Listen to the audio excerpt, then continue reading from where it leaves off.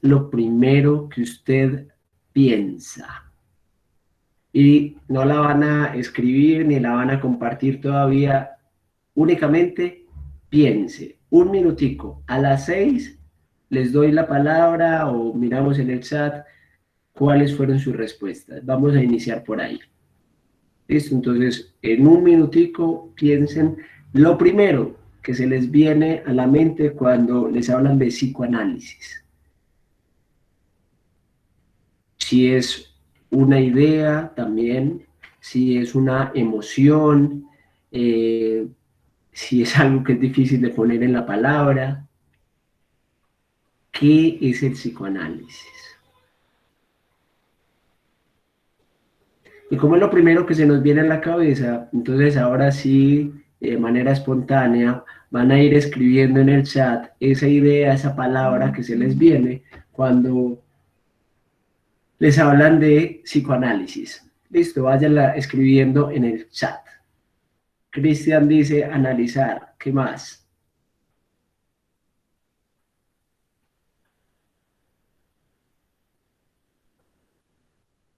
Analizar una conducta de la personalidad. Maya dice inconsciente.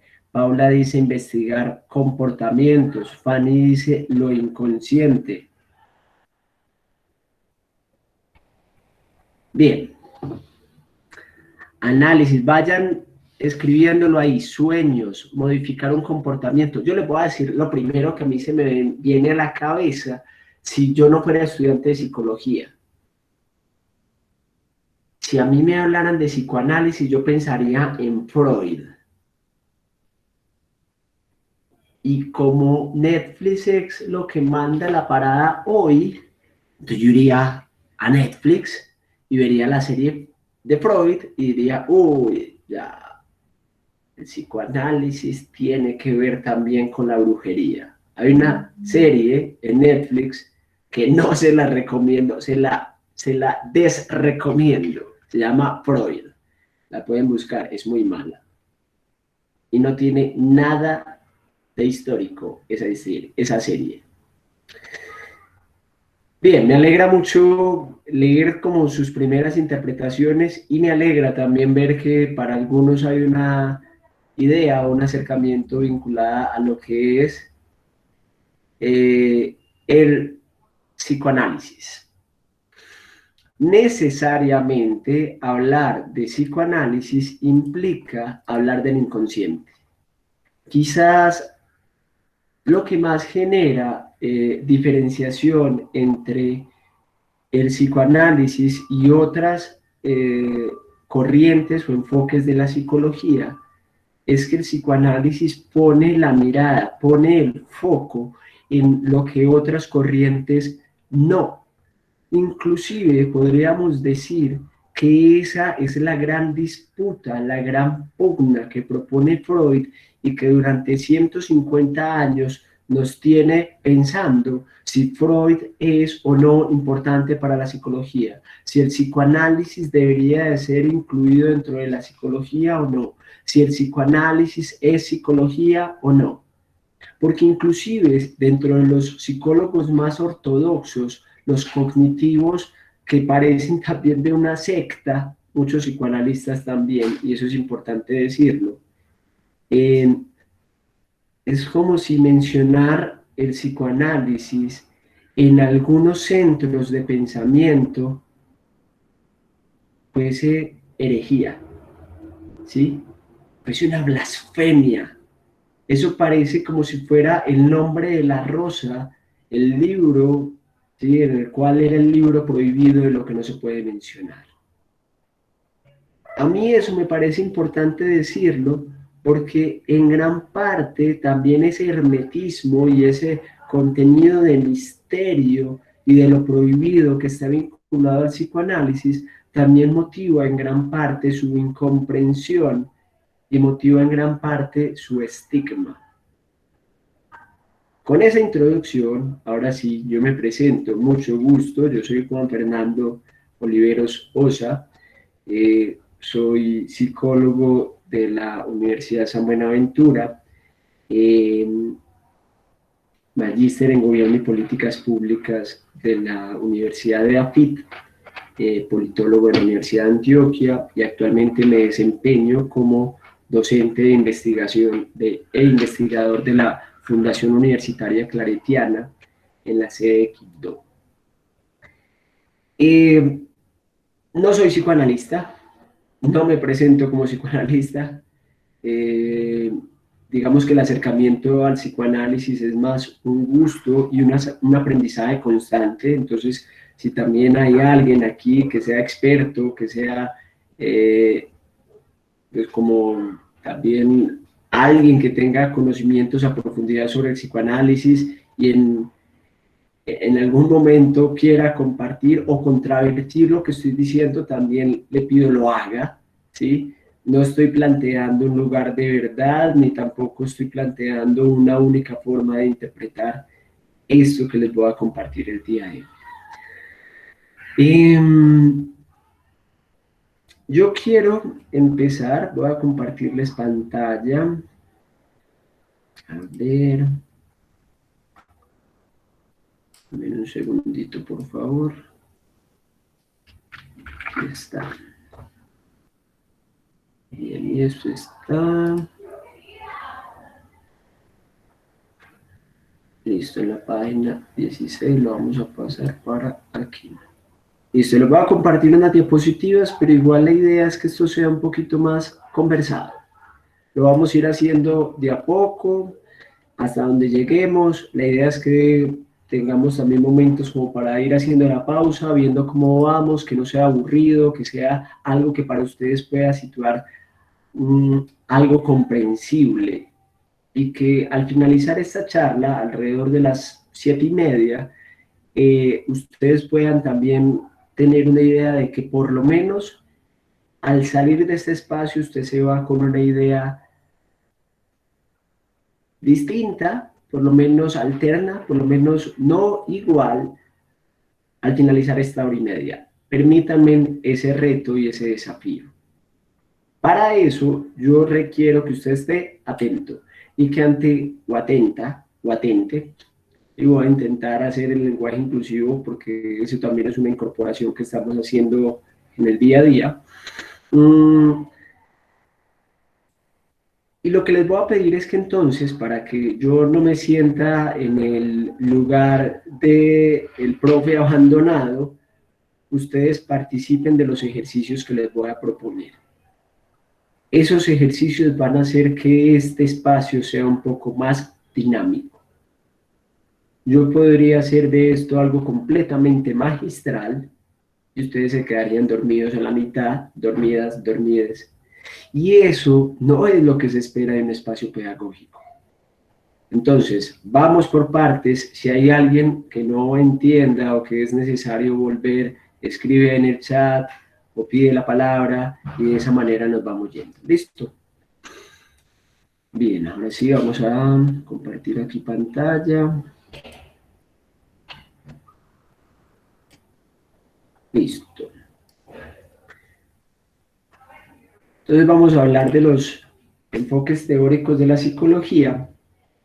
Y dentro de esos enfoques vamos a tener entonces al psicoanálisis.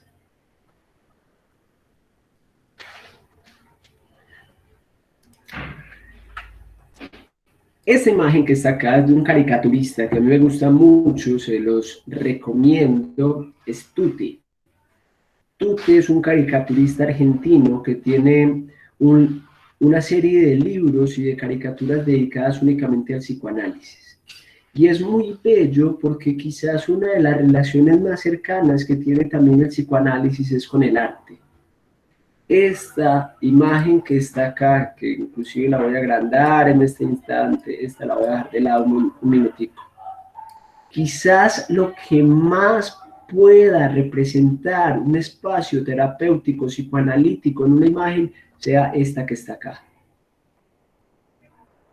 Porque cuando uno llega a un espacio de terapia psicoanalítica o inclusive a cualquier espacio de terapia psicológica, lo que hace el paciente, en este caso en un diván, va a ser llegar cargado de un montón de cosas, de conflictos que desde el psicoanálisis diríamos inconscientes, del cual él no puede dar cuenta porque ni siquiera sabe que están ahí, y lo que hace es apalabrar su malestar.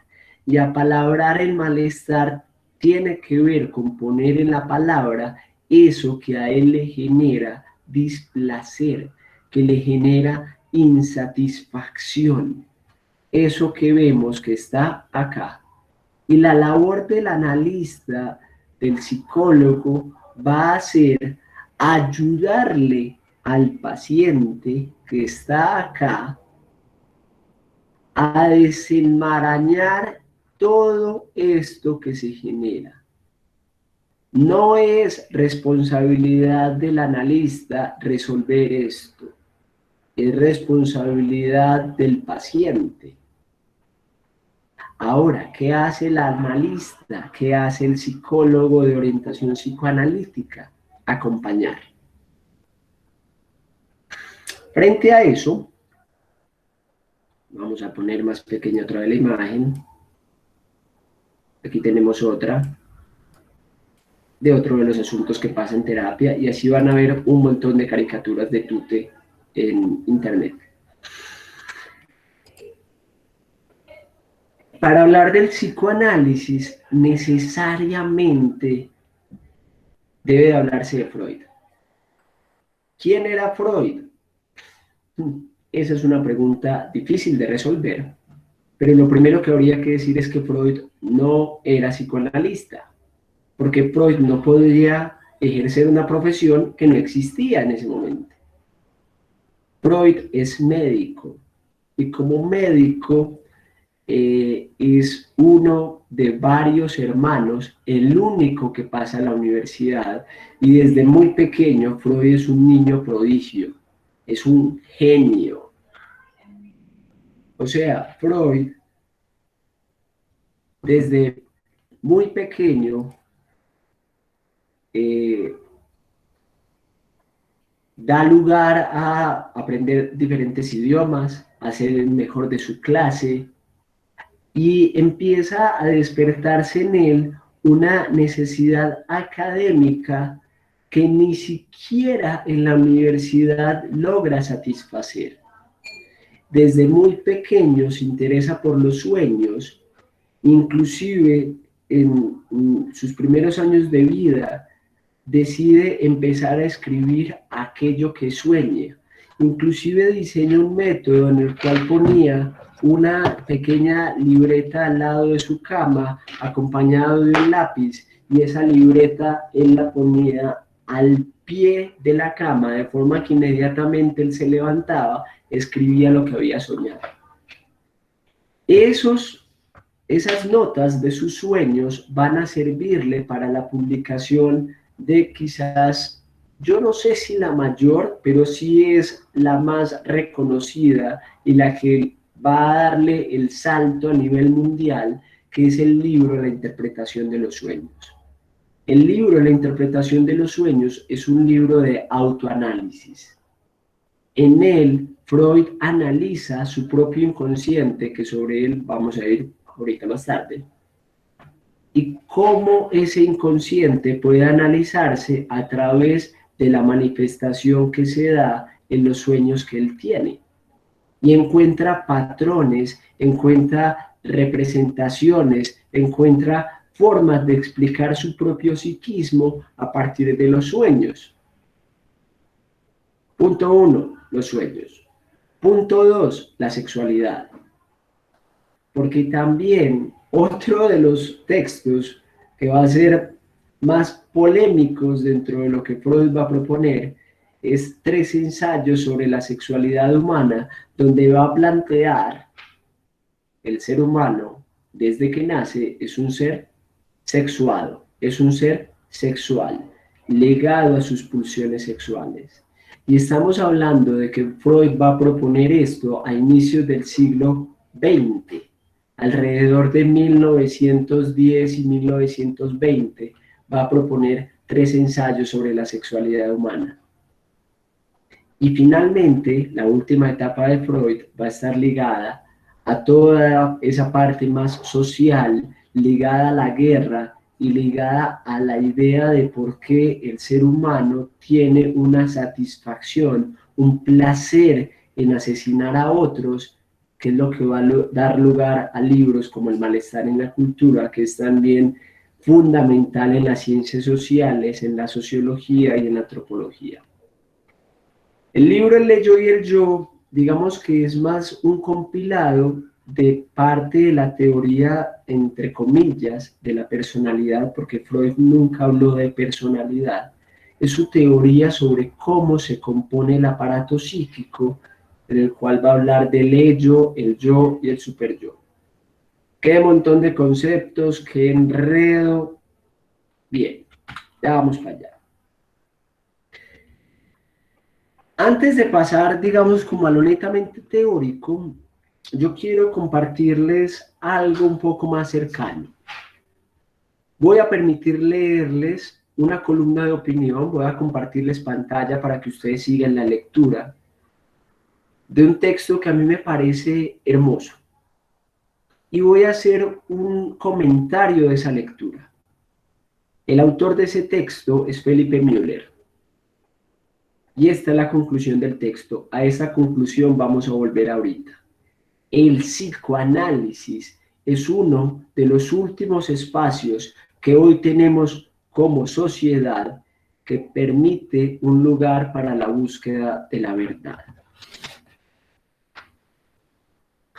Entonces, a ver, yo les comparto pantalla de una pestaña de la columna. Es esta que está acá, es una columna de hace ya 8 años, casi 9, del diario La Nación de Argentina. Argentina es quizás la capital, el epicentro psicoanalítico de Latinoamérica. El lugar donde más tiene vigencia el psicoanálisis hoy y desde hace más de 50 años es Argentina. En parte eso tiene que ver con los exiliados que vinieron de Europa tras la Segunda Guerra Mundial y que esos exiliados europeos al desembocar en Argentina pues traen el psicoanálisis de una manera más fuerte. Bien, entonces dice así Felipe Müller, en la actualidad hay toda una serie de pretextos muy válidos para no comenzar una cura psicoanalítica ante un padecimiento psíquico. El primero de ellos es la variedad de alternativas psicoterapéuticas que ofrecen resolver estos padecimientos en un número cada vez más acotado de sesiones. Pues yo no sé si ustedes se habrán dado cuenta, pero cuando ustedes les plantean lo que es ir a un psicoanalista, el psicoanalista te dice, listo, vea, usted debe de ir mínimamente una vez por semana, ojalá 2. Y este proceso va a durar por lo menos 3, 4, 5 años. ¿Y yo me voy a meter en eso? Cuando usted me está diciendo que hoy comenzamos algo que va a durar años, ni siquiera semanas, años. El segundo es la existencia de una industria psicofarmacológica cada vez más afinada en tratar las dolencias del espíritu con efectos secundarios minimizados. Entonces cada vez tenemos una industria psicofarmacológica que te va a vender la pastilla contra la depresión, esa pastilla que permite quitarte las dolencias psíquicas del día, el noni maravilloso curativo y todas las demás porque no voy a hacerle propaganda a ninguna. Cada vez creemos que está en los fármacos que tienen una influencia en nuestro estado de ánimo, la respuesta a dolencias que están más vinculados a lo psíquico. Entonces el psicoanálisis se opone a lo farmacológico. No. Pero ve ahí un escenario de amenaza. El tercero tiene que ver con los tiempos y los costos. El psicoanálisis y el mercado de la salud parecen incompatibles. En parte por eso y porque el psicoanálisis no se estudia en las universidades, sino que se estudia como carrera en las escuelas y en las instituciones de educación de orientación psicoanalítica. Entonces, en la escuela lacaniana, en la escuela postfreudiana, en la escuela, en el círculo de no sé quién, ahí se estudia el psicoanálisis, con una formación distinta a la de la educación superior tradicional. Si bien hay más razones para no empezar un psicoanálisis, les estoy diciendo, o sea, yo no les voy a vender algo que no, todo eso es verdad, ¿sí? O sea, eso que yo les estoy diciendo tiene un montón de críticas. Además también está desactualizado. Pero si bien hay un montón de razones para no empezar un psicoanálisis, hay por otro lado una muy buena razón para hacerlo, que explica que hoy, 150 años después de que ese viejito naciera, más de 150 años, perdure en nuestra cultura. El espacio psicoanalítico es uno de los pocos espacios en nuestra sociedad que aún se ocupa de la verdad. ¿De cuál verdad habla el psicoanálisis? La verdad de la que se ocupa el psicoanálisis es la del sujeto que consulta, ese que llega a terapia, que se presenta ante el consultorio con uno o más síntomas, ese que dice que algo le pasa y que no sabe qué hacer con él. Porque cuando usted va a terapia, va porque algo le sucede. Usted no va donde un terapeuta porque se siente bien. Usted va porque hay algo que a usted le molesta y ya no sabe qué hacer. Porque si supiera qué hacer, no iría donde el terapeuta. Y entonces el síntoma, molesto para aquel que lo padece, y el gran enemigo de todo el sistema de salud mental, es para el psicoanalista la oportunidad que tiene el sujeto de saber algo de su verdad. Y va a remitirse, va a aparecer cuando las cuestiones de esa verdad se traten. Y aquí me voy a detener un instante. El psicoanálisis plantea que el síntoma no es el enemigo, porque el síntoma lo que permite es saber qué sucede con usted, y el síntoma lo que dice es algo de usted que usted mismo desconoce. Entonces el síntoma es más bien el vehículo para usted hacerse una pregunta sobre sí. El primer paso que da una persona en un espacio psicoanalítico es la llegada al consultorio de la mano del síntoma. El segundo se centra en convertir ese síntoma en una zona de ignorancia sobre sí mismo. ¿Cómo así que zona de ignorancia? Muy sencillo. Usted sabe que le pasa algo, pero no sabe pues, realmente qué le pasa. Usted sabe eso que le sucede, pero no sabe nada más. Y la persona en ese espacio comienza a preguntarse sobre ese síntoma, comienza a despejar esa zona de ignorancia. Y la forma general que toma esa pregunta es: ¿qué tengo que ver yo con lo que me sucede? ¿Qué tengo que ver yo con esto que padezco?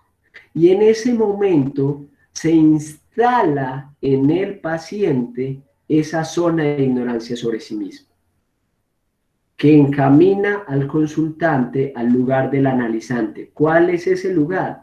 En el cual yo puedo ver que hay algo de mí que desconozco y que a través del espacio terapéutico puedo llegar a conocer. ¿Dónde? En ese espacio terapéutico y no en otro lugar. Porque si lo encontrara en otro lugar, iría a ese otro lugar, ¿sí? Lo acerca entonces a la búsqueda de una verdad que vive en el paciente, pero que el paciente desconoce. Esa verdad propia que todos desconocemos es lo inconsciente. Y lo inconsciente se va a manifestar en todo. Una de las principales diferencias entre el psicoanálisis y los demás enfoques, entre la psicología humanista, entre la psicología cognitiva, entre la psicología conductual, entre la psicología, etcétera, todas las demás, es que el centro es el inconsciente. Y el psicoanálisis va a decirnos que el centro de todo va a ser eso que desconocemos. Me perdí, aquí está. Freud propuso 4 formas de acceso al inconsciente para saber de esta verdad que tiene efectos determinantes en la vida de los sujetos. Las transferencias, los actos fallidos, los sueños y los chistes. Van a haber más, pero pues Felipe Müller señala estos 4. ¿Cuáles más van a haber? Las fantasías, los lapsus, el arte, me escapan en este momento. Se me olvidó. Bueno, van a haber más, ahorita me voy acordando de las otras. Entonces, en los equívocos al hablar, ¿qué es un equívoco al hablar? Un lapsus, donde la mayoría de las personas descarta esa equivocación, ese acto, y lo significa como carente de importancia alguna. El psicoanalista opera en un sentido opuesto. No entiendo, muy fácil. Resulta que yo sé que a ustedes les debe haber sucedido más de una vez, va a situar a cualquiera de los que esté aquí en la sala. Pongamos a Alejandra. Alejandra tiene un novio que lo vamos a llamar, el primer nombre de uno, Anuar. Entonces Alejandra y Anuar son novios. Y resulta que un día Anuar, en vez de decirle a Alejandra su nombre, la nombra como su ex, que la vamos a situar Raquel. Y en vez de decirle Alejandra, le dice Raquel. Oh, pero es una simple equivocación, ¿cómo le vas a dar tanta importancia a eso? Eso es un lapsus. Y lo que diría el psicoanálisis es que hay algo que escuchar allí. En esa interrupción, en esa equivocación del discurso del analizante, posibilita que en el equívoco, en ese error, hay una posibilidad de conocer algo de esa verdad inconsciente. Es decir, que hay algo detrás de cambiar el nombre de la novia por el nombre de la ex. Pongámoslo de una manera menos dramática, algo que sucede con más frecuencia de la que ustedes se imaginan. Cambiar el nombre de la novia o de la esposa por el nombre de la mamá. Cambiar el nombre de la hija por el de la esposa. Y en cualquiera de ellas Freud se reiría y diría, ¿vio que tengo razón? Ahí está el complejo de Edipo en pleno.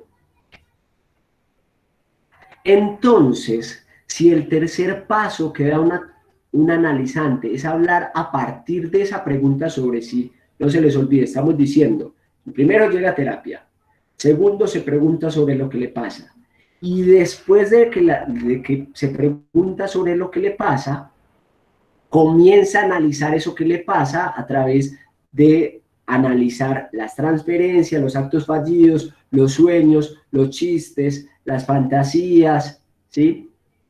Los lapsus, y comienza a analizar con el terapeuta ese tipo de situaciones. El cuarto paso será servirse de estas vías de acceso a su propia verdad que irrumpen en el diálogo con el psicoanalista. Y a partir de ahí, y a partir de hablar sobre este tipo de cosas, emerge el método de la asociación libre, que es en el cual se basa el psicoanálisis. Esta verdad de la que habla el psicoanálisis tiene que ver con cualquier verdad menos con la verdad científica. Una verdad científica que es continua, que está por todos lados y que con las virtudes de la metodología y las herramientas adecuadas se puede descubrir. La verdad con la que trata el psicoanálisis es una verdad discontinua, que tiene, como diría Foucault, sus momentos de aparición. Es decir, que esta verdad es subjetiva, que es cambiante, que no es observable, modificable, cuantificable y todos los demás postulados positivistas que propuso Comte. Esa verdad emerge en estos acontecimientos psíquicos que para el psicoanalista son vías de acceso al inconsciente. Así, esta verdad aparece como un rayo. Vamos a detenernos en esta metáfora. Aparece como un rayo. Usted ve el rayo, pero en cuanto usted medio espabila, el rayo ya no está. Y usted captura la imagen del rayo. Asimismo, es la captura de esta verdad inconsciente, porque no es un descubrimiento, sino que es como si fuera un darse cuenta de que ese rayo está ahí, de que usted está en el momento indicado, en el lugar indicado para poder ver el rayo, y si no lo vio, se lo perdió. Igual sucede en terapia. Inclusive en terapia suele suceder que el psicoanalista la tiene clara y no dice nada porque parte del proceso del psicoanálisis es que es el paciente en el que a través del acompañamiento del terapeuta debe de capturar su propia verdad. No hay otro método terapéutico que se ocupe de las cuestiones del padecer humano que haga hincapié en la verdad del sujeto.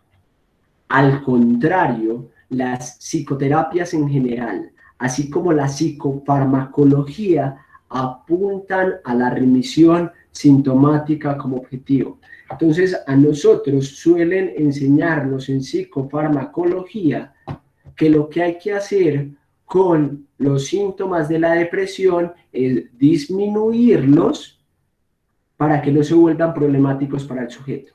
Lo que hay que hacer con los síntomas de la ansiedad es disminuirlos para que no generen dificultad para el sujeto. Y así con todas las patologías. El síntoma es el problema. Mientras para el psicoanálisis el síntoma es el que a mí me permite saber algo sobre el sujeto. El síntoma es el que me permite acceder a algo que le pasa. El síntoma únicamente es la fiebre en las sábanas, en la sábana como tal. Porque el problema de fondo es el que devela lo que hay tras de ese síntoma. Y ese conflicto es al cual el psicoanálisis busca abordar. Tampoco el valioso aporte de las neurociencias se ocupan de esta verdad en particular, sino de aquella que se encuentra en todas las personas y que nos permite saber que, por ejemplo, determinada área del cerebro se activa cuando tenemos miedo, contribuyendo de esta manera al conocimiento en general. ¿Qué nos permite las neurociencias? Saber que, entre otras cosas, hay un área de comprensión del lenguaje que es Wernicke, hay un área de expresión del lenguaje que es Broca, que hay unos hemisferios en el cerebro, que el cerebro como tal tiene en particular un mundo por descubrir, pero de esa verdad subjetiva de la cual se encarga el psicoanálisis, las neurociencias no se encargan. La verdad del sujeto no está disponible de manera directa, sino que requiere de un proceso de captura, de ese del que les hablaba ahorita. Y ese momento de captura nunca es al final, sino que se encuentra en constante desarrollo. Es un constante exploración y descubrimiento en ese lugar terapéutico donde esa verdad se va revelando en ese diálogo y en esa transferencia vincular que se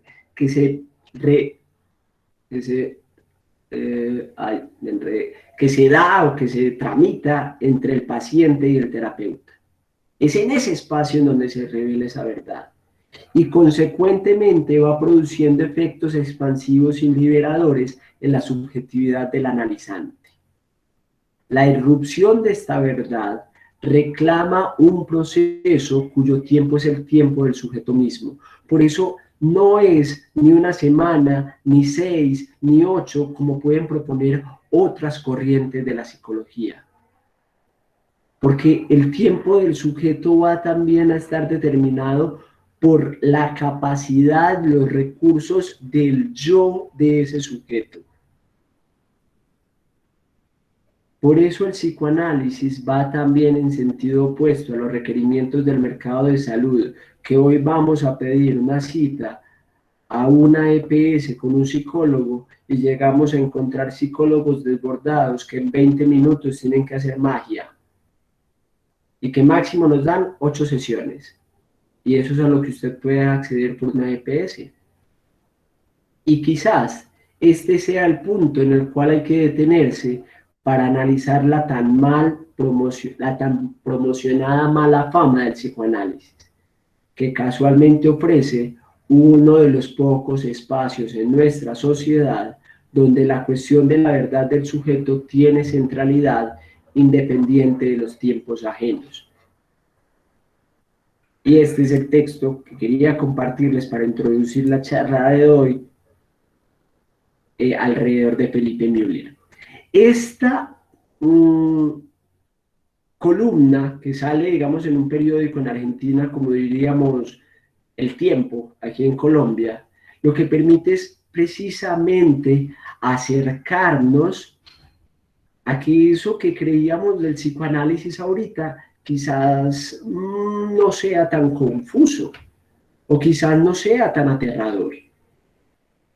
Si yo les digo a ustedes que una de las perspectivas más humanizadas que existe y que más valora al sujeto es el psicoanálisis, quizás ustedes no me hubiesen creído al inicio. Porque el psicoanálisis pareciera uno. Todo tiene que ver con la madre, todo tiene que ver con el sexo, todo tiene que ver con el complejo de Edipo. Y esa manera reduccionista impide que podamos ver lo que hay más allá. Y lo que hay más allá es toda una metapsicología, pero también una metodología, pero también un enfoque, porque es al mismo tiempo todo esto, el psicoanálisis, que permite acercarse de una manera distinta a la psicología, a como nos lo propone la psicología hegemónica y tradicional, que es la que regularmente estamos acostumbrados a recibir. Voy a volver a las diapositivas. ¿Listo? A ver, yo... Hasta ahí, antes de volver a las diapositivas, porque pierdo de vista el chat por minutos. ¿Vamos bien? ¿Hasta ahora me han entendido? ¿Me están escuchando bien? ¿Es confuso? ¿Estoy hablando muy enredado? Cuéntenme cómo vamos. ¿Vamos bien? ¿Más o menos? Dice Antonella que bien. Pues de mi parte te entiendo muy bien. Listo. Hay algo con lo que también a mí me parece fundamental continuar, y es que hay formas de acercarnos al psicoanálisis de una manera distinta. Y antes también de irme a las diapositivas, que también es como presentar algunos conceptos y algunas ideas al respecto. Voy a compartirles también otro texto, pues pero esta vez no lo voy a leer, solamente se los voy a presentar. A ver. De uno de los libros que a mí me cambió la idea sobre el psicoanálisis.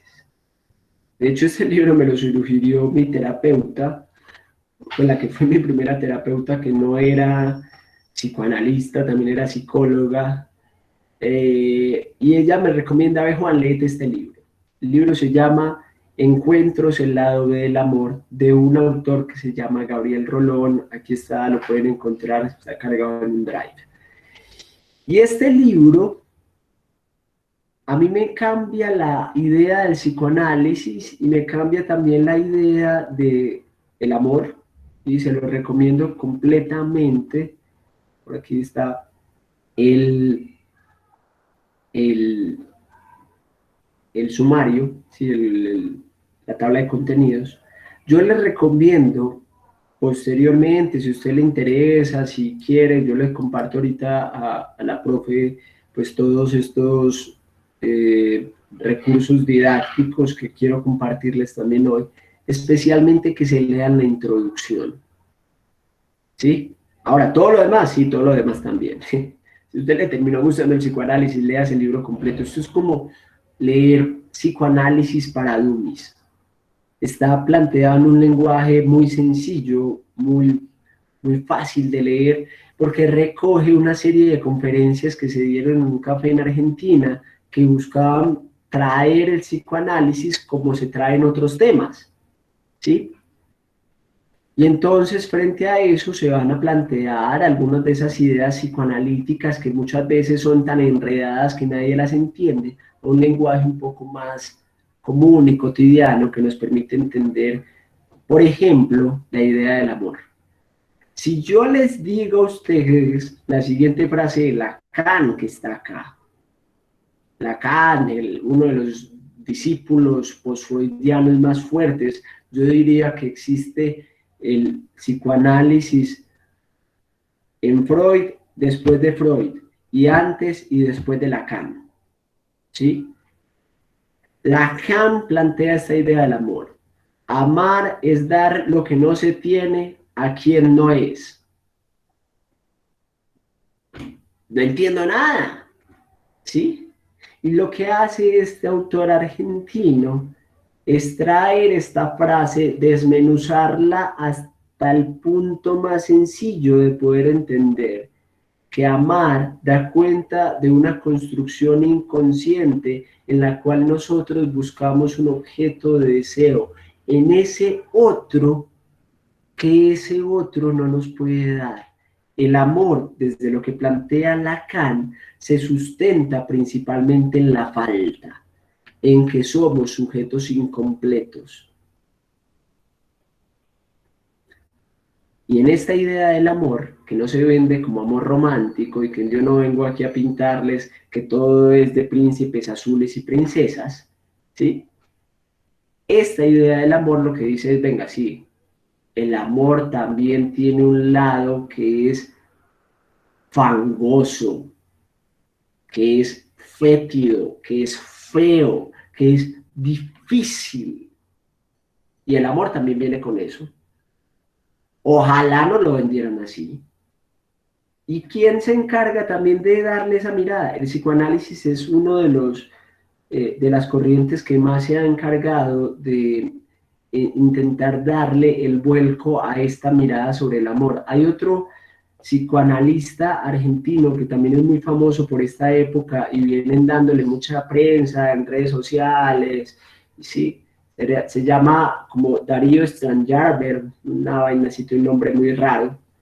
En un segundo ya lo busco y se los escribo ahí en el chat. También lo pueden buscar, van a encontrar conferencias sobre él, ¿sí? Es un ícono de este tema, también es psicoanalista. Y entonces uno dice, ¿por qué el psicoanálisis está tan enfrascado en la idea de este que está acá? Darío Stranjarber, ¿sí? Y este señor también traduce esta misma idea sobre el amor. El amor, alrededor de lo que nosotros estamos pretendiendo construir, está anclado en un montón de ideas que no son el amor. ¿Quién define qué es el amor? Bueno, aquí dan una idea de lo que nosotros entendemos por lo que es el amor. ¿Por qué les propongo estos textos y por qué les propongo la idea de que se acerquen al psicoanálisis así? ¿Por qué no estoy simplemente hablándoles del inconsciente y las demás presentaciones que también tengo la idea de mostrarles ahorita? Porque también la idea es que estas charlas permitan desmitificar un poco eso que vemos muy lejano y que consideramos incomprensible. Hola, por ahí escucho una voz.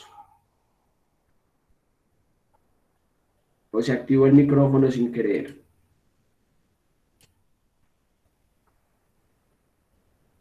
¿No?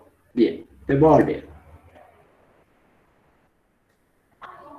Solamente voy a detenerme acá, ¿sí? Para que ya si el que quiera lo lee posteriormente, ¿sí? Yo simplemente estoy aquí sirviendo de provocador. Ahí se me perdió la idea.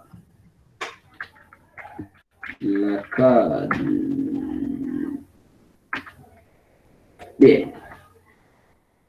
Entonces, dice la parte de acá de este texto, la sensación de completud que genera el amor, y esto lo sabemos porque mal que mal todos nos hemos enamorado alguna vez, es solo un engaño, que dura apenas un ratico si tenemos mucha suerte.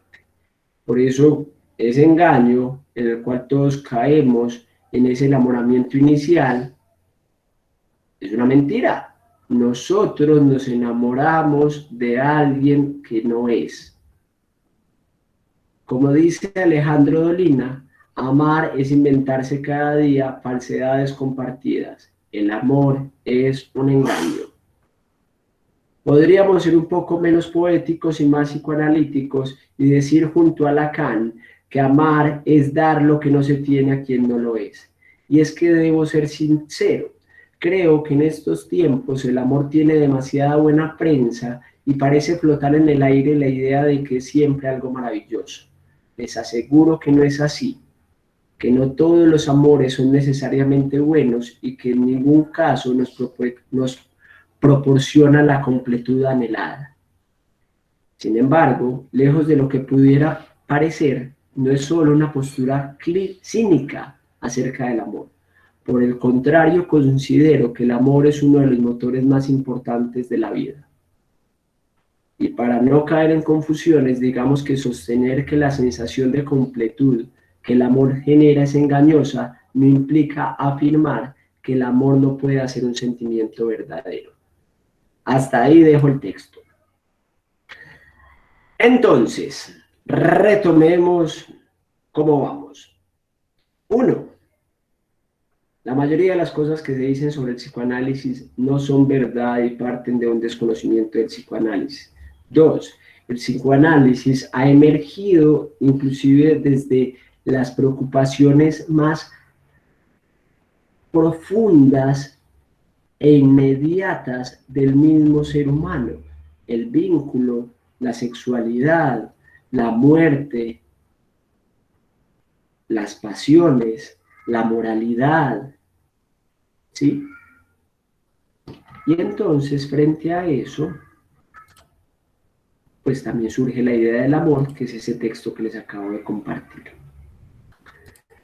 Volviendo entonces aquí a las diapositivas, y volviendo a darle un poco de orden a esta charla, volvamos a la línea que íbamos. Volvamos a Freud y a la parte histórica. ¿Qué hace que Freud se vuelva famoso y no sea simplemente un viejito que consumió cocaína y que murió por culpa de su tabaquismo? ¿Qué hace que hubiese muerto como uno de los íconos de la psicología mundial y no como un completo desconocido? Que lo que propuso genera un cambio paradigmático en la psicología. Hay casos que son supremamente famosos y que hoy en día se siguen retomando dentro del análisis que hace Freud.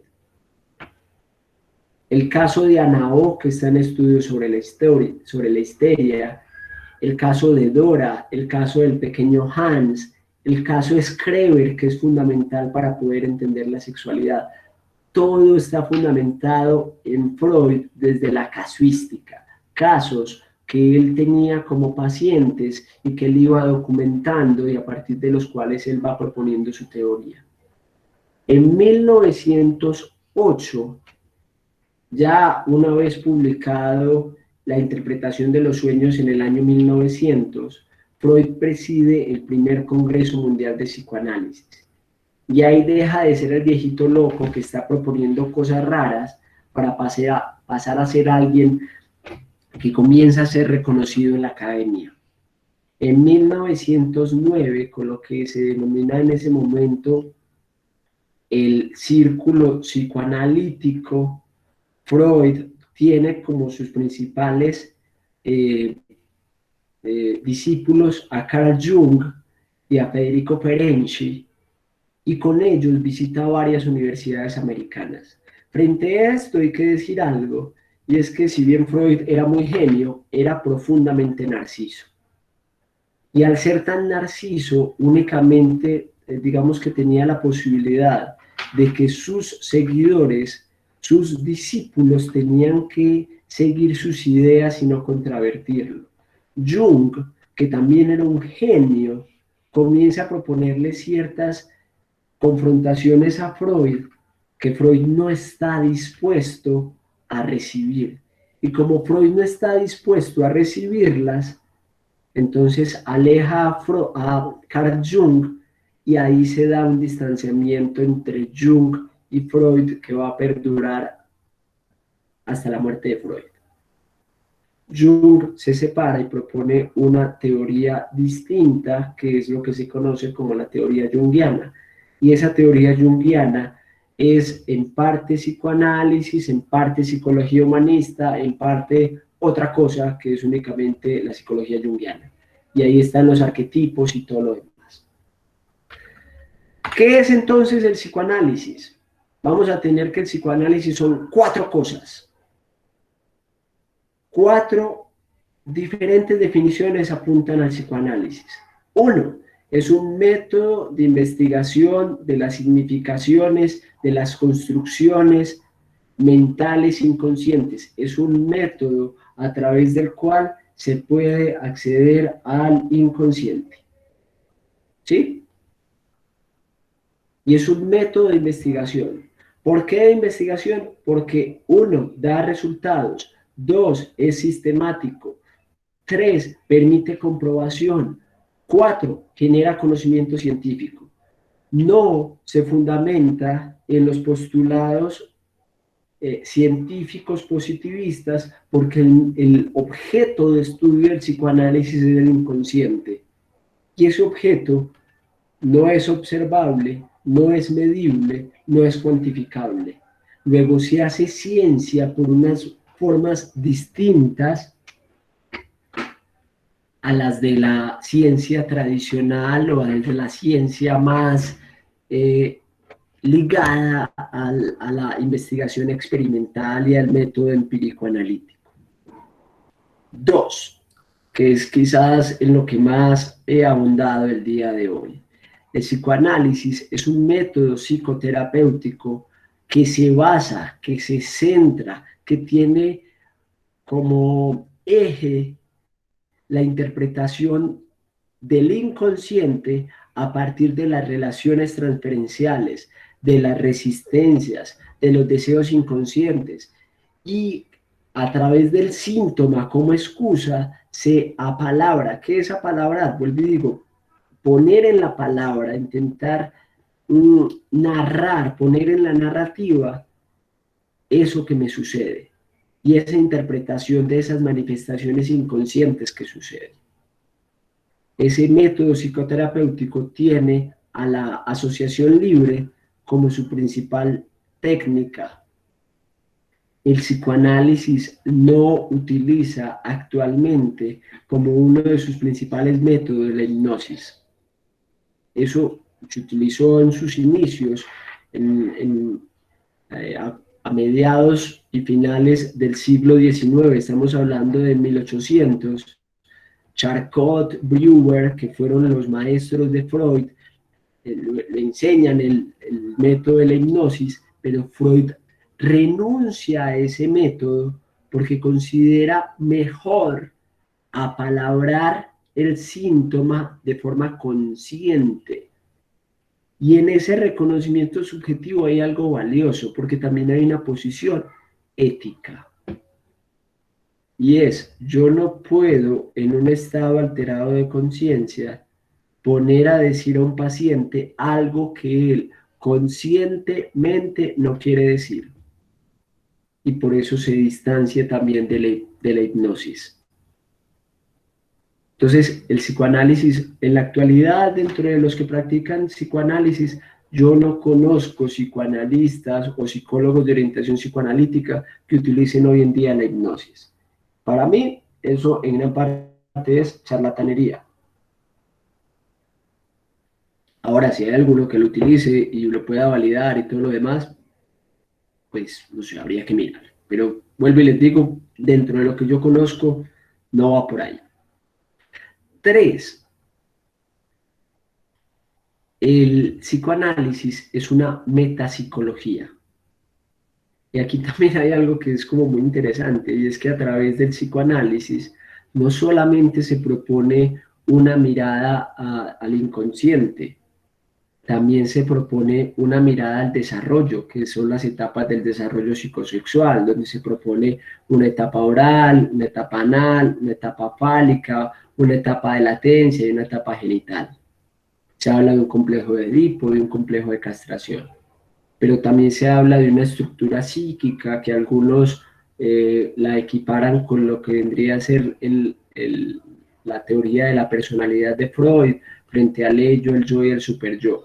Pero también va a hablar de cómo se realizan procesos mentales como la memoria, y entonces sitúa al consciente, el preconsciente y el inconsciente. Pero también se encarga de abordar los procesos mentales a través de las funciones del yo. Y entonces, si ustedes se dan cuenta, todo lo que uno estudia en psicología va a tener una versión psicoanalítica. Y si todo lo que uno estudia en psicología tiene una versión o una teoría que parte del psicoanálisis, también permite entonces que el psicoanálisis pueda tener una visión de conjunto que es metapsicológica. Finalmente, hay una cuarta definición del psicoanálisis que la plantea como un enfoque filosófico. Y ese enfoque filosófico es el que nos permite generar una reflexión y disertación de el sujeto inmerso en la cultura y en la sociedad. Esta versión del psicoanálisis o esta definición del psicoanálisis es la que emerge en la versión más sociológica de Freud, en lo que va a ser el malestar en la cultura, en lo que va a ser el porvenir de una ilusión, Moisés y el monoteísmo, ¿sí? En todos estos textos, Freud va a plantear una idea en psicología de las masas, de lo que para Freud era la comprensión de lo social, porque durante mucho tiempo se le criticó por centrarse en su mirada un enfoque netamente individualista. A ver, yo miro por aquí el chat, si hay algo que hayan escrito. No. Bien.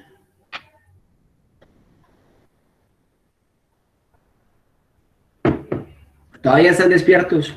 Díganme que sí, por favor. Sí, profe. Muy bien. ¿Alguna duda hasta el momento? ¿Alguna inquietud? ¿Algo que quieran plantear? ¿Sí? ¿Algo que todavía no esté o que lo que deseen o consideren importante profundizar? Por ejemplo, les voy a plantear algunas ideas así rápidas. El psicoanálisis se va a plantear dentro de esto que nos ocurre hoy en día, en que, por ejemplo, como instrumento de dominación, uno podría situar que atacar lo que no conocemos hasta ahora y de lo cual no sabemos es al mismo tiempo lo que más nos genera miedo. Lo voy a poner en la palabra de una forma muy sencilla. El coronavirus actual nos pone en una situación de incertidumbre tal que como no es algo que la ciencia moderna pueda definir y de lo cual se pueda tener claridad, el poder nosotros tener una coexistencia con algo que no podemos comprender, definir, encasillar y de lo cual no nos sabemos defender, nos pone a todos en un estado de ansiedad generalizada y de incertidumbre total. ¿Qué pasaría si yo les digo a ustedes que el psicoanálisis plantea que no es un estado de ansiedad generalizada producido por algo que no conocemos, sino que en realidad lo que conocemos de nosotros mismos es tan ínfimo, es tan pequeño, que si de cierta manera lo consideramos, deberíamos de entrar en ese mismo caos y en esa misma incertidumbre si lográramos hacernos a una idea de que la mayoría de las cosas que nos suceden a diario no son conscientes y la mayoría de las decisiones que tomamos en el día a día están dadas por procesos que nosotros mismos realizamos de forma inconsciente. Inclusive voy a ser aún más provocador. El psicoanálisis plantea algo que no es ajeno a otras teorías del desarrollo, lo que sucede en nuestros 5 primeros años de vida, que es reprimido por nuestro aparato psíquico al punto que lo olvidamos y que pasa a ser lo que Freud llamó la amnesia infantil, define gran parte de lo que nosotros somos al día de hoy.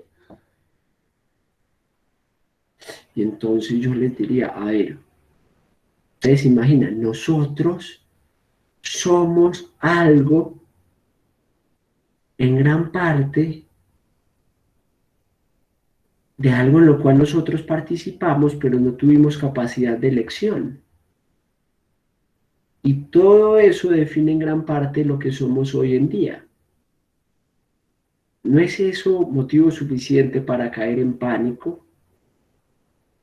Pero como al sistema de salud y como también en parte de nuestra comprensión psicológica no está el darle lugar a esa duda, entonces es mejor saber, no sé, supongamos que un esquema es la forma más sencilla de entender algo y que la cual lo podemos poner de una forma clara, al poderlo encasillar, por ejemplo, como lo hace la cognitiva, genera respuestas en nosotros que no generan la misma incertidumbre que, por ejemplo, nos produce el coronavirus.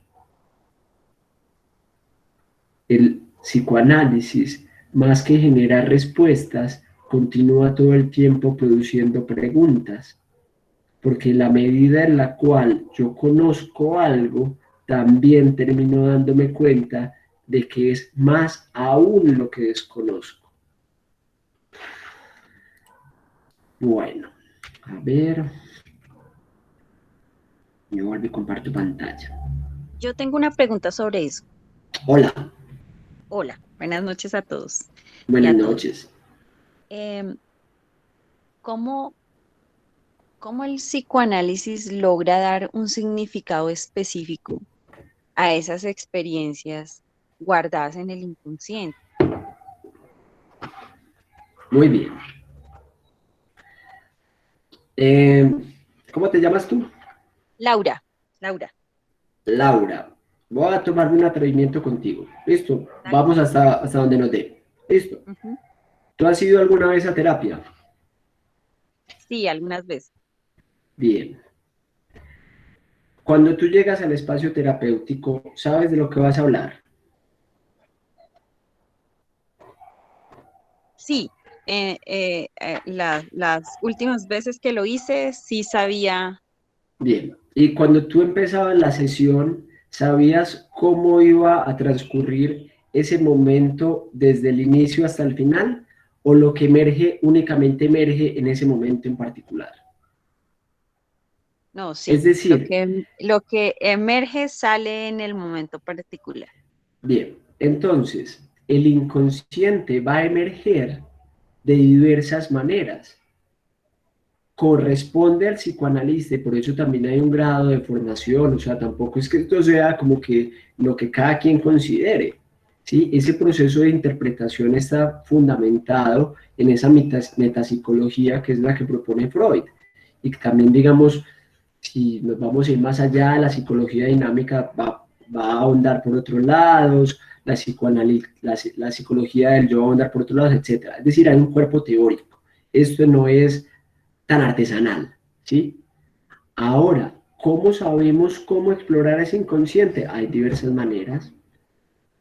Por ejemplo, si yo les dijera a ustedes que construyeran en este instante un cuento de 100 palabras, en ese cuento ustedes van a poder darle lugar a su propio inconsciente en la representación de ese cuento, en los personajes, en la historia, en las acciones, en el desenlace que tenga ese cuento.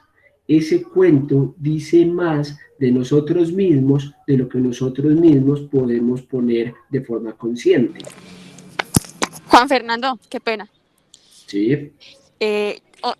Con lo que usted dice, quiere decir que es hacer preguntas directas indirectamente.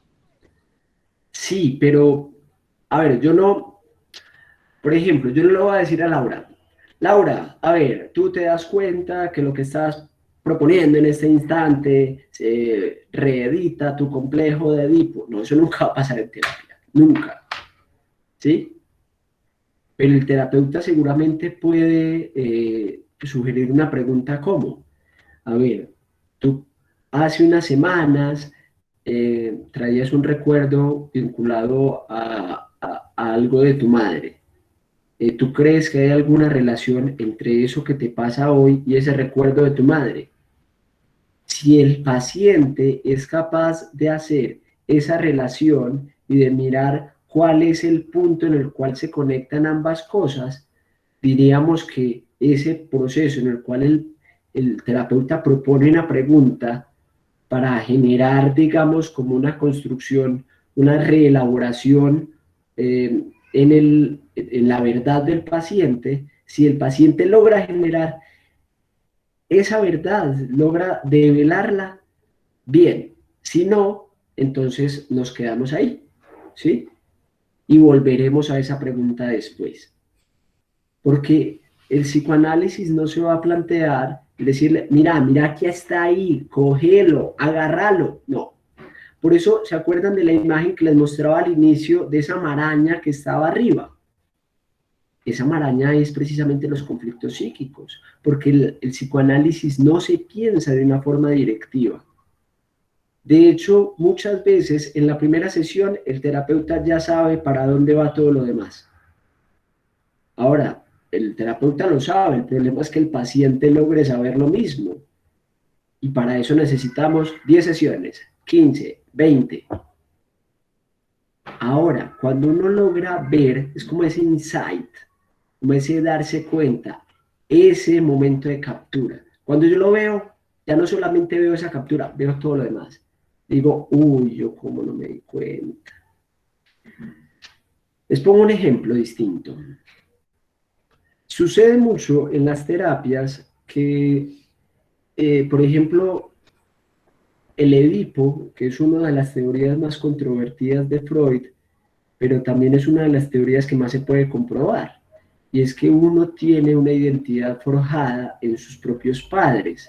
Entonces uno tiende, los hombres tendemos a parecernos a nuestros padres o a la figura paterna que se asuma en caso de que el padre sea ausente, y las hijas tienden a parecerse a la madre. ¿En qué? Vaya uno a saber, porque eso ya va a depender de la minucia. Y muchas veces eso genera resistencia. Entonces en terapia, cuando se plantean algunas veces esas relaciones, los pacientes suelen generar algún grado de resistencia. ¿Sí? Cuando el paciente se da cuenta de en qué se conecta él con su propio padre, es como si dijera, uy, ahora entiendo esto. Ese es el momento de captura de la verdad. ¿Quién lo entendió? El paciente. Finalmente, ¿quién es el que lo debe entender? El paciente. Porque ¿a quién es el que le va a servir? Al paciente. Porque muchas veces el terapeuta puede entenderlo todo. ¿Y de qué vale eso si el paciente es el que necesita esa ayuda? Ahora, no es una ayuda asistencial. No es una ayuda de yo te voy a dar la verdad, porque es que se supone que el proceso debe permitir que el paciente camine hacia esa verdad.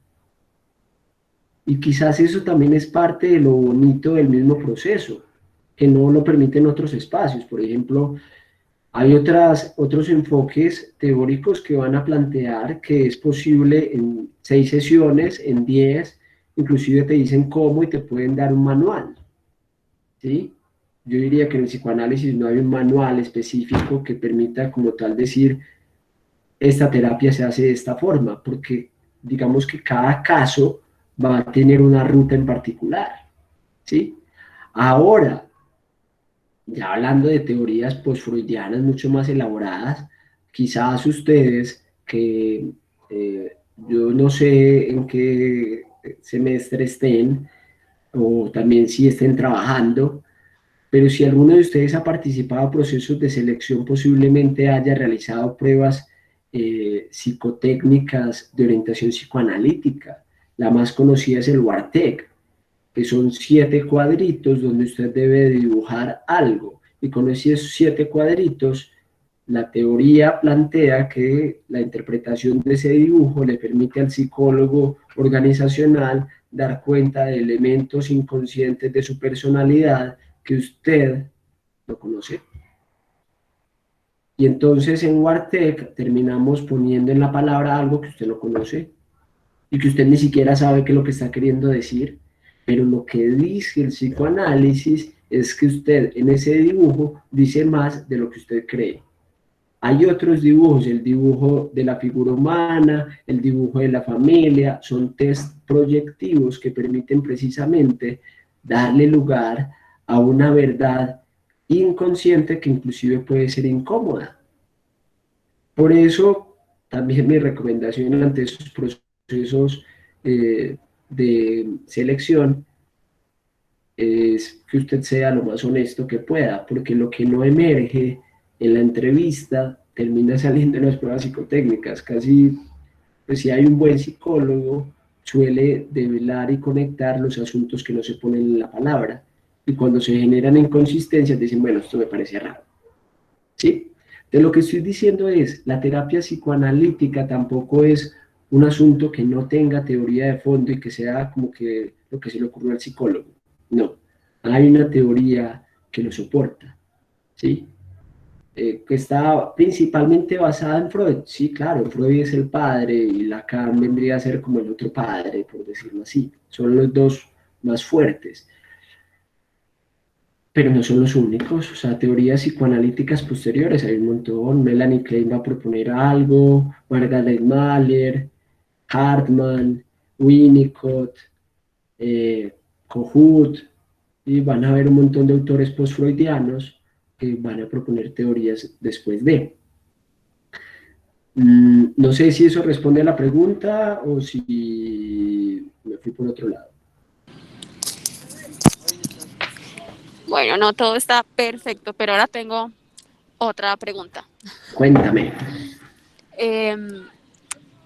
Desde tu punto de vista, ¿crees que los sueños son deseos reprimidos o cosas que tenemos que sentimos que no debemos hacer? Bueno, entonces, el psicoanálisis Freud, en el estudio que les contaba ahorita, él lo que va a dar cuenta es que desde muy pequeño empieza a tener sueños repetidos. A eso se le llama un sueño recurrente. Y en ese sueño recurrente él dice, a ver, ¿a qué se debe que yo sueñe lo mismo tantas veces? ¿Y qué significado tiene yo soñar con esto en particular? A la conclusión a la que llega Freud es que, en efecto, a través de los sueños, nosotros no controlamos lo que soñamos, pero en los sueños el aparato psíquico continúa funcionando. Y en el sueño se termina poniendo de forma inconsciente algunos de esos asuntos que nosotros tenemos pendientes. A eso se le llama un contenido latente. ¿Qué es un contenido latente? Es algo que está ahí, pero no sabemos que está. Es como cuando usted encuentra un libro que tiene guardado, que no recuerda que lo tiene guardado. Eso es como si fuera un contenido latente. Entonces, los sueños permiten como recordarle a usted, poner en evidencia que hay asuntos que están ahí y que inclusive muchas veces se conectan entre sí sin usted saberlo y sin usted saber a qué cuál es el significado de esa relación. No es cierto, por ejemplo, si soñé con, pues desde el psicoanálisis no es cierto, ya la superstición es otra cosa. Que si soñé con que se me caen los dientes es que me voy a morir. Eso no tiene nada que ver con el psicoanálisis. Que soñé que me casaba, entonces eso quiere decir que va a haber una muerte pronto. Pues yo no sé cuáles son las supersticiones. No, porque cada sueño va a depender de su experiencia individual y de su construcción individual. Luego, lo que significan los sueños para mí no significan lo mismo para usted. ¿Sí? Porque va a depender de cada construcción en particular. Entonces sí da lugar a contenidos inconscientes. ¿Reprimidos? No, porque la definición de lo reprimido viene a ser el principal mecanismo de defensa o el primer mecanismo de defensa que propone Freud en el manuscrito K. ¿Sí? El manuscrito K es un escrito que propone a finales, no, a inicios de la década de 1910, creo, es que no recuerdo si de 1906 o 1912, escribe psiconeurosis de defensa. Y en ese texto él plantea que la primera defensa que tiene el aparato psíquico es la represión. ¿Cómo así? Aquello que a mí me genera malestar, displacer, incomodidad, yo tiendo a olvidarlo. Mi aparato psíquico tiende a ponerle como un bloqueo para no acceder a ese recuerdo. Porque de lo contrario, ustedes se imaginan uno tener latente, ¿recuerdan de lo latente? Que está ahí, accesible, ¿sí? Que lo puedo recordar. Todo lo que nos genera displacer, malestar, incomodidad. Que ustedes se acordaran de todos los traumas que han tenido, que se acordaran de todo lo que les ha generado dolor, que ustedes revivieran el dolor de cada ex que han tenido, de cada ruptura que han tenido, de cada muerte que han sufrido, de cada padecimiento que... No, la mayoría de esos dolores se reprimen. ¿Cómo se reprimen? Es como, hagan de cuenta que este es el recuerdo, yo le pongo una cuerdita, lo amarro a una piedra y lo tiro al fondo del océano. Esa es la represión. Cuando la represión fracasa es que se desenrolló la cuerdita, se salió de la piedra y el recuerdo vuelve a flotar. Y cuando sale a flote va a tomar una forma de representación que son las formas de acceso al inconsciente. Por ejemplo, un sueño. Entonces, yo ya superé lo que me pasó con mi ex, pero 10 años después sueño que estoy con mi ex y que me pone los cachos. Uy, madre, ¿yo por qué 10 años después estoy soñando con mi ex? ¿Qué significa eso? Pongámoslo más abstracto. Aparte de eso, estoy soñando que estoy en una isla desconocida con el vecino del frente, con el carro del mejor amigo de mi mamá.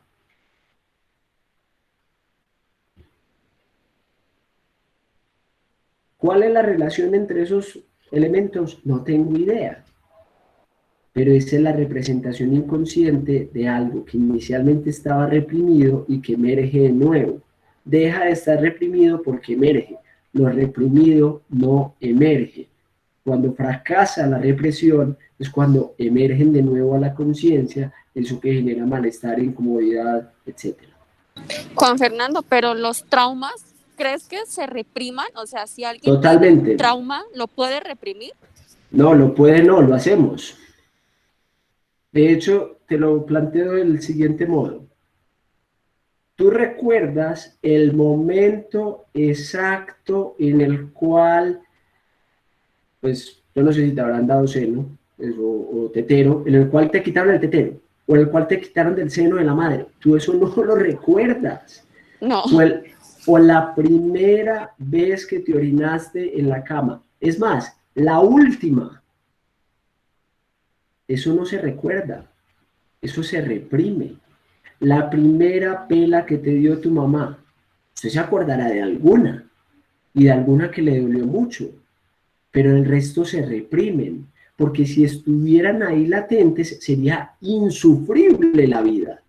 Yo no sé, no me acuerdo cómo se llama la película, hay una que se llama Click, y la otra no me acuerdo cómo se llama, en la cual también en Black Mirror hay un capítulo en el cual instalan un chip en el cerebro en el cual uno tiene acceso a todos los recuerdos. Y como uno tiene acceso a todos los recuerdos, puede volver a momentos dolorosos desde la misma infancia.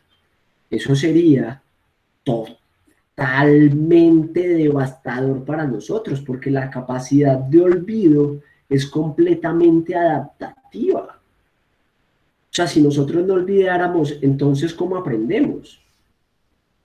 ¿Cómo así que cómo aprendemos si no olvidamos? A ver, si usted lo intentó 20 veces, se cayó, se fracturó, ¿usted le parecería muy chévere recordar las 20 veces en que se fracturó o recordar únicamente cuando ya lo hizo bien? Ahora, la fractura le puede dejar a usted un aprendizaje, pero ustedes imaginan uno reeditar ese dolor, eso se reprime. Eso que tú estás diciendo es lo que sucede con los dolores de parto de una mujer. Exactamente. Inclusive, pues yo obviamente no soy mujer, no sé qué se sentirá parir, ni tampoco sé que sea un cólico menstrual. Lo que yo sí les puedo decir, por lo que las veo, pues tengo hermana, mamá, amigas, novia, ¿sí? Es que ustedes, ojalá no tuvieran ese dolor cada mes. Para la mayoría es insufrible ese dolor. ¿Cuándo lo recuerdan? Cuando vuelve. Pero el resto del mes ustedes prefieren y más bien inconscientemente lo reprimen. ¿Por qué se reprime? Porque si no, ¿cómo hacemos para vivir con ese dolor todo el tiempo? Ustedes se imaginan, les voy a poner un ejemplo cercano. Yo tuve una pérdida por COVID hace poquito de un amigo que estimo mucho. Bueno, o estimaba porque ya se murió. Y esa pérdida, de hecho el ejemplo no es el mejor porque me pone nostálgico. Inconscientemente yo cada vez hablo menos de eso, porque cada vez que hablo de eso se me quiebra la voz, me vuelve la tristeza, ¿sí? Y se me hace difícil hablar de eso. ¿Por qué se reprime? Porque si yo no lo reprimiera, que es inconsciente, yo no elijo reprimirlo, uno no elige que olvida. Eso es una defensa inconsciente de nuestro aparato psíquico. Si yo lo tuviera ahí todo el tiempo, su pérdida para mí no sería posible significarla de otra forma. Porque entonces cada vez que lo recuerdo va a volver ese dolor. Ese dolor lentamente se va a ir apaciguando y va a ir reprimiéndose hasta que se convierta en algo distinto.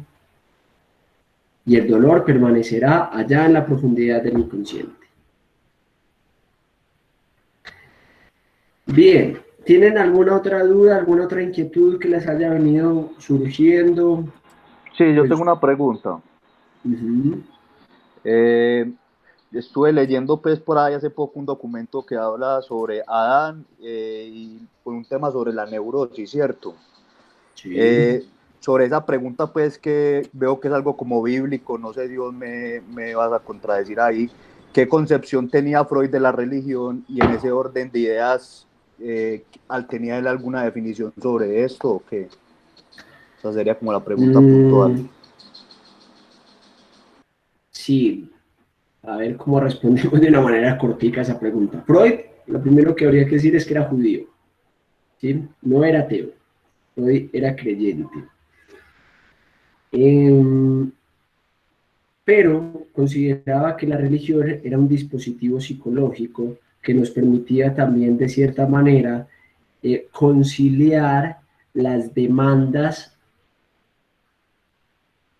de nuestro inconsciente para darle significado a lo que en nuestra racionalidad no podíamos darle significado. Luego, Dios asume la idea de una creencia en algo que nos brinde satisfacción frente a las dudas que tenemos. No entiendo, listo, voy a ir más despacio. En el texto, El porvenir de una ilusión, Freud va a hacer toda una disertación desde las primeras comunidades indígenas en Europa y en América para decir que la idea que se pone en esas comunidades frente a los tótem, al totemismo, que es como, como esas grandes imágenes de animales, ¿sí? Por ejemplo, aquí en Latinoamérica, el jaguar, la pantera, la serpiente van a tener como un lugar en particular. Permitía para estas comunidades darle explicación a unos fenómenos naturales, pero también a unos fenómenos biológicos. La vida, la muerte, las plantaciones, pues el hecho de poder sembrar y de que hubiese cosecha. Y Freud se preguntaba por qué había una necesidad humana en poner en una idea de algo que no existe, porque es necesario poder coincidir en que sí existe eso y fortalecer la idea frente a eso que es ajeno a la racionalidad, es decir, la fe. Y Freud lo que dice es que nuestro aparato psíquico requiere necesariamente de respuestas. Y esas respuestas, algunos la van a hallar en una idea de ilusión, que es la ciencia también, otros la encarnan en la fe y otros la encarnan en otro tipo de ideas en particular, por ejemplo, no sé, los extraterrestres o la brujería, etcétera, ¿sí? Entonces, hay una idea vinculada a una ilusión que permite satisfacer todo aquello que no se satisface en nuestra realidad, en nuestro principio de realidad. Entonces, todo lo que nos ocurre explicado desde la religión tiene significado en cuanto Dios lo quiso así. Y ese argumento no tiene discusión. ¿Por qué no tiene discusión? Porque si, voy a poner un ejemplo cualquiera de los que están ahí en el chat, porque si Rosemary cree que es voluntad divina, no hay poder humano que le demuestre a Rosemary que no fue culpa de Dios. Esa creencia va a darle lugar a poder responder a una necesidad de Rosemary de poder explicar algo que para ella, sin la explicación de Dios, sería confuso y sería la incertidumbre. Por eso, vuelvo y les digo, el coronavirus se explicaría de otra forma. Entonces, ¿cómo se explicaría el coronavirus? O creemos, y ahí está el porvenir de una ilusión, que la ciencia encontrará una vacuna, o podemos también considerar que Dios se va a apiadar de nosotros y, por ejemplo, si lo vinculamos inclusive a la misma idea de la vacuna, va a poder dar su voluntad a que hayan científicos que creen la vacuna. O como creen muchos pastores también, y es considerar que a través de determinadas oraciones y determinados ritos se protegen ante el mismo virus. ¿Cuáles tienen razón? Yo diría que todos. Es que si el pastor dice que recen todos los días y salgan a la calle y no se contagian, y usted sale a la calle y no se contagia, ¿el pastor tenía o no tenía razón? Usted elige, eso es lo que usted cree, y ese es el porvenir de la ilusión. Freud lo que dice es que en eso se ponen nuestros conflictos inconscientes, y esos conflictos inconscientes se encuentran en ideas que van más allá de nuestra propia explicación y racionalidad, respuestas que nos permitan satisfacer esa inquietud, ese problema, eso con lo cual no nos queremos quedar. La incertidumbre no es algo con lo cual los seres humanos estamos acostumbrados a convivir. Frente a la pregunta de quitar el miedo a las alturas, no sé, para ser honestos, no sé. Pero esa pregunta es muy difícil. Pues si es una fobia, habría que ir a terapia. Ahora, hay algo claro, y es que seguramente ese miedo a las alturas no tiene tanto que ver ni con el avión ni con la altura. Por ejemplo, puede tener que ver con que, voy a poner un ejemplo descabellado. Cuando usted estaba pequeño, su mamá manifestaba que su deseo más grande era poder viajar por todo el mundo a través de un avión. Pero cuando usted nació, esos deseos se truncaron y nunca más pudo viajar por el mundo porque tuvo que quedarse cuidándolo a usted. Entonces, el miedo a las alturas reedita un deseo reprimido de su madre que no pudo cumplir porque usted lo tuvo a usted, y de alguna manera su mamá termina transmitiéndole ese deseo frustrado que en usted se traduce en una fobia. Pues estoy haciendo una caricatura de la explicación, porque puede ser eso, puede ser cualquier cosa. Lo que sí es claro es que el miedo a las alturas no tiene que ver ni con el avión ni con la altura, porque el miedo a las alturas es el síntoma. Es lo que me permitiría a mí saber algo que desconozco sobre mí mismo. ¿Sí? Luego no es, pues no es tan fácil como decir, ay, ¿cómo solucionamos el miedo a las alturas? Vuele. No es así de sencillo. Y ojalá fuera así de sencillo. ¿Qué habría que hacer? Vamos a terapia y hablamos de lo que produce ese miedo, de con qué se relaciona, de qué recuerdas cuando está vinculado a ese miedo, etc. Si ustedes quieren de pronto también acercarse a cómo es una idea un poquito, obviamente está mediado por un contenido audiovisual, cinematográfico, hay un par de series que a mí me gustan mucho. Me gustan más las versiones originales que las versiones dobladas de las versiones remakes que hacen en Estados Unidos. Una se llama En Terapia, inclusive la pasaban por Teleantioquia hace un tiempo, y la otra se llama Historias de Iván, se llama la otra. Ambas son miniseries, las encuentran en YouTube. De historias de En Terapia hay creo que 3 temporadas, y de Historias de Iván creo que hay 2 temporadas.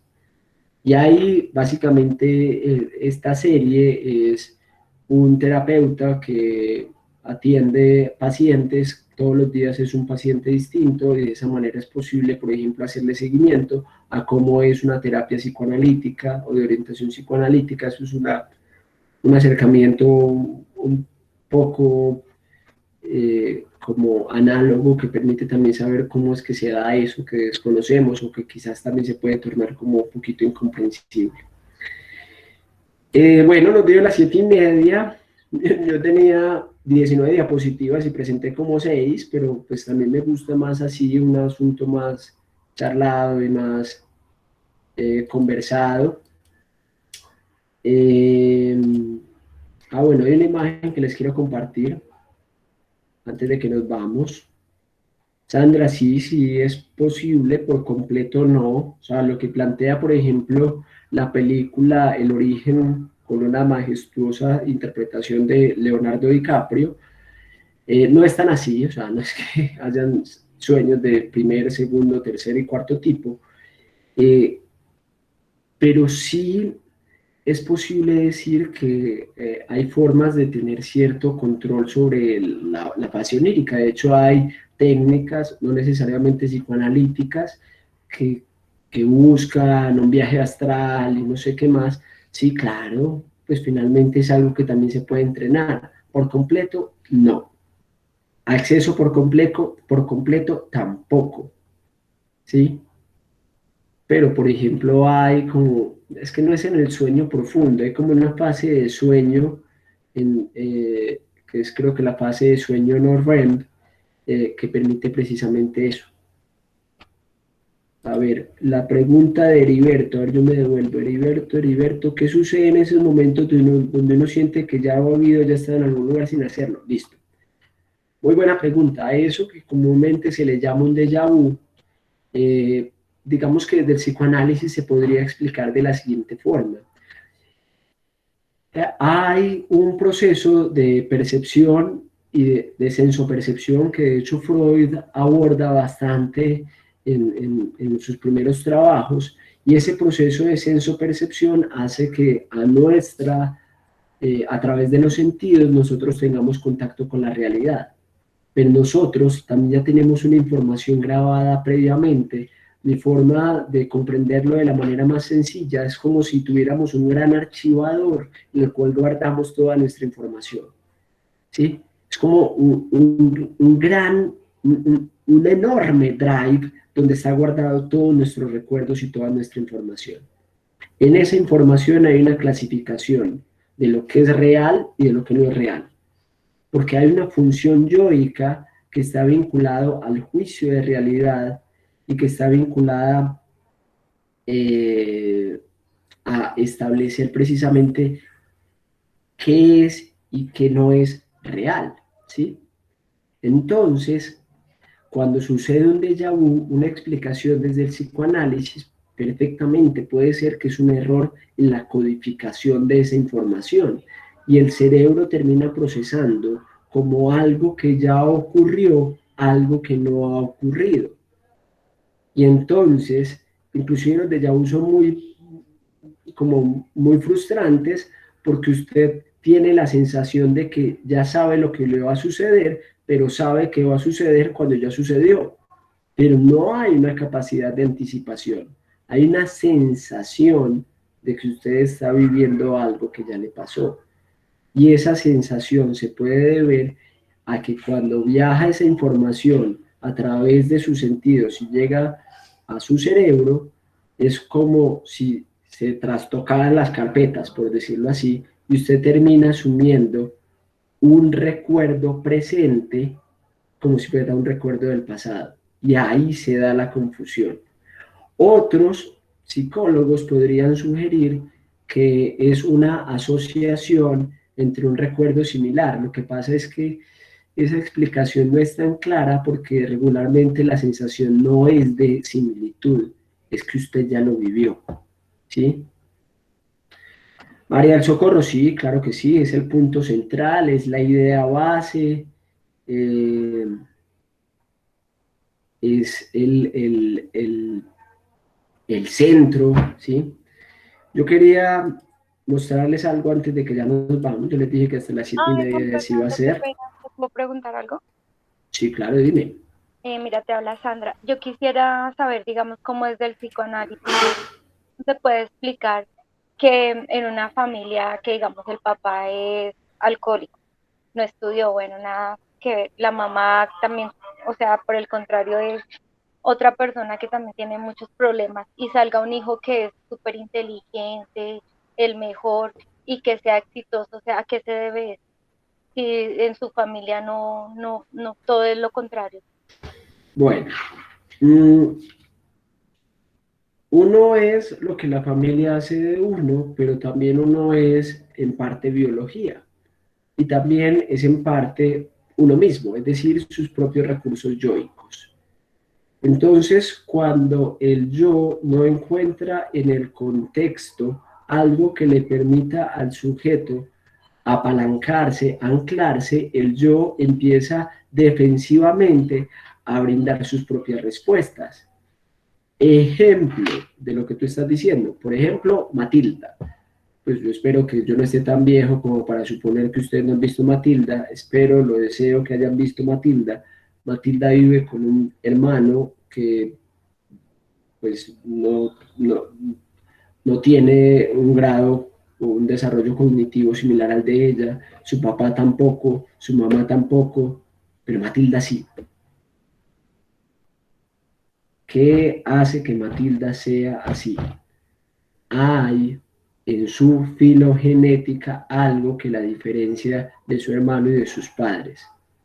Ahora, en las características de personalidad de Matilda hay algo en lo cual su entorno sí hace que ella sea quien es, y es que al no poder encontrar en su familia ese nicho, uno encuentra en Matilda una niña que es retraída, que no se expresa con facilidad a nivel emocional, que es insegura, que es temerosa, porque por ejemplo le teme a Tronchatoro, etc.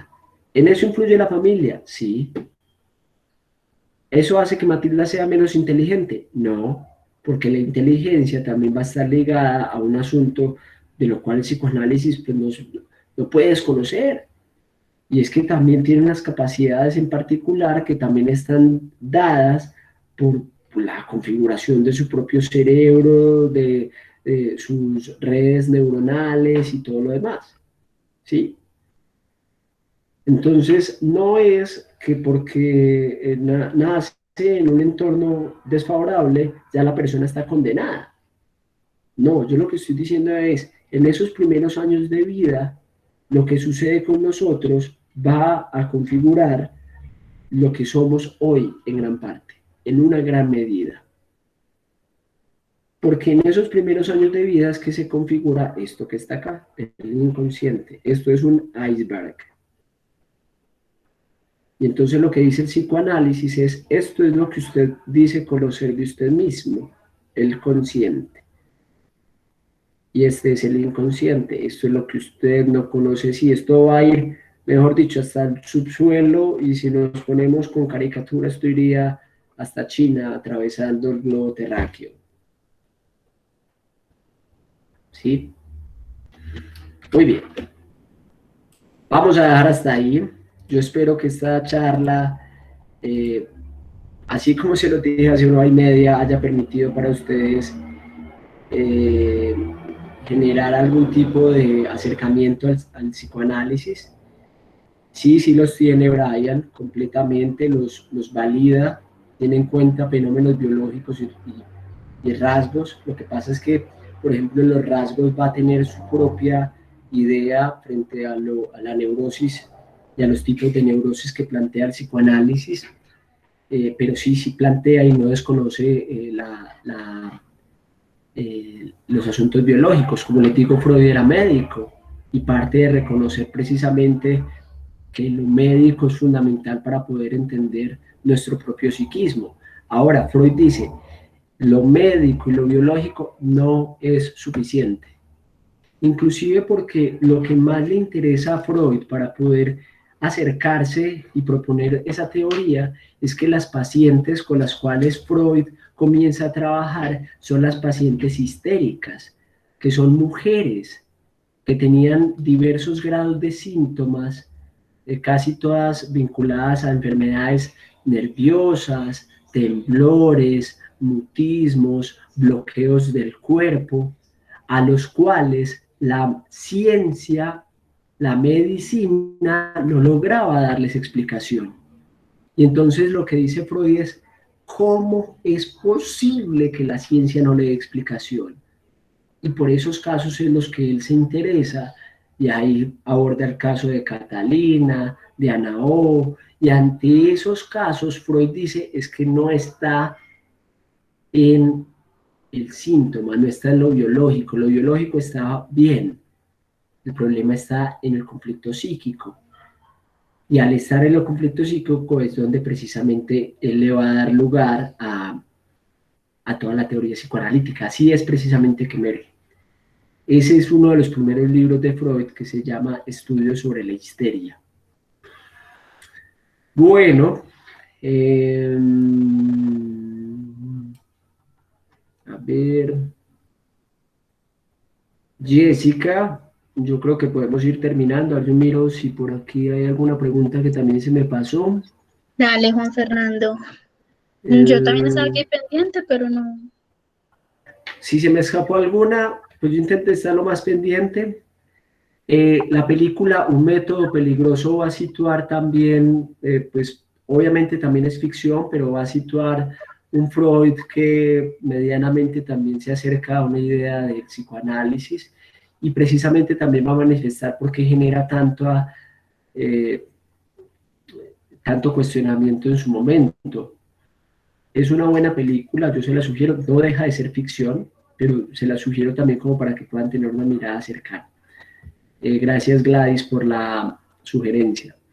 Y bueno, yo les agradezco mucho, yo le compartiré a a su profesora las diapositivas, el libro, pues y todo lo que les acabo de compartir. No es una vana promesa, a mí me interesa también que ustedes puedan acceder si les interesa.